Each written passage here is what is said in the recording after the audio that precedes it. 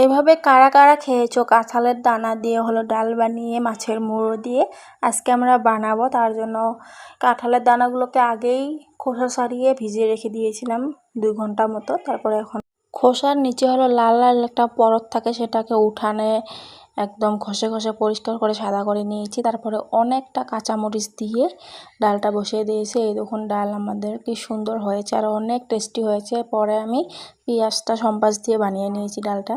আজকে অনেক কিছু রান্না হয়েছে, তার মধ্যে স্পেশাল মেনু হলো ইলিশ ভাপা। আজকে ইলিশ মাছ এনেছে, পুরো তেল দিয়ে কষিয়ে একদম ইলিশ ভাপাটা করেছি, অনেকগুলো সরিষার তেল দিয়ে দিয়েছি।